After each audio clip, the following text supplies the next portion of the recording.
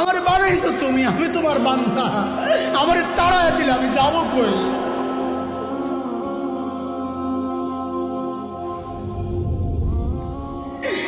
কই যাবো? তুমি ছাড়া মাফ করবে কে বলো? কার কাছে যাওয়া ভিক্ষার হাত পাতবো বলো? কি দোয়া শিখাইয়া দিচ্ছেন নবী ভাই, কি দোয়া শিখাইয়া দিচ্ছেন। ওইভাবে মালিককে বলেন না একা একা, তুমি আমার রব, আনতা রব্বি, আনতা রব্বি, আর কেউ না। পাপ করছি তো তোমারই করছি, নাফরমানি করছি তো তোমারই করছি, আর কারো করি নাই। বানাইছো তুমি, এখন আমি যাবো কই? করে ফেলছি, এখন যাবো কই বলো? কি সুন্দর কথা।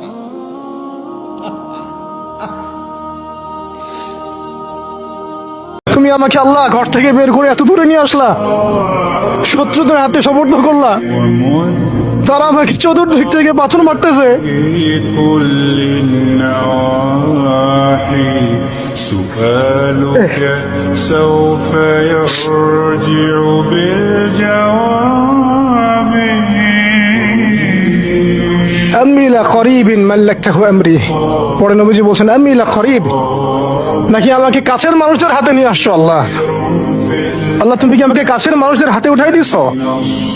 মাল্লাকতাহু আমরি, যারা আমার ভালো মন্দের কাজের মালিক হয়ে গেছে। এইভাবে দোয়া করতে লাগলেন নবী সাল্লাল্লাহু আলাইহি ওয়াসাল্লাম। দয়াময় তুমি মাফ করো আমায়, মাফ করো আমায়। গুনার ফেরেশতাগুলো একটা একটা করে স্বীকার করে আল্লাহর বলেন, আল্লাহ আমি পাপী, আল্লাহ আমার চেয়ে বড় পাপী এই দুনিয়াতে কেউ নাই। আকাশের নিচে জমিনের উপরে আমার চেয়ে বড় পাপী কেউ নাই। একটা একটা করে আমরা স্বীকার করি আমি পাপী, সব পাপের স্বীকৃতি দিলাম। পৃথিবী না জানুক আমি তো জানি, আমি কি পাপ করেছি। হায় আমার পাপের করলে বিচার, বাঁচার আমার নাই উপায়। আপনি দেখবেন পৃথিবীতে সেই মানুষ সবচাইতে বেশি কষ্টে থাকে যে কাউকে কষ্ট দেয় না। সে মানুষ সবচেয়ে দুঃখে থাকে যে কাউকে দুঃখ দেয় না। পৃথিবীতে সবচাইতে সে মানুষটা বেশি প্রতারিত হয় যে কারো সে প্রতারণা করেই নাই। পৃথিবীর নিয়মটা হচ্ছে এইটা। তার মানে আপনি যত বেশি ভালো হবেন তত বেশি আপনাকে আল্লাহ তাআলা কষ্ট দিয়ে ঘিরে রাখবেন। কারণটা কি? এটা আল্লাহর সিস্টেম। আমরা কাউকে কষ্ট দিই না কখন? যখন ভালোবাসি। ভালোবাসলে আমরা কষ্ট দিতে চাই না, কিন্তু আল্লাহর সিস্টেমটা হচ্ছে আল্লাহ যত বেশি ভালোবাসে তত বেশি পরীক্ষা করে।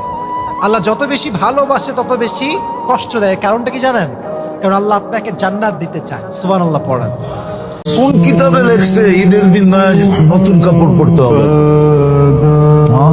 কোন কিতাবে লেখছে বলেন? হ্যাঁ, বলছে পরিষ্কার পরিচ্ছন্ন পরিপাটি পড়ো, পরিষ্কার পড়ো, পরিচ্ছন্ন পড়ো, পরিপাটি পড়ো। নতুন কাপড় পরতে হবে কে বলছে? কোন হুজুর বলছে নতুন কাপড় ঈদের দিন পরতে হবে?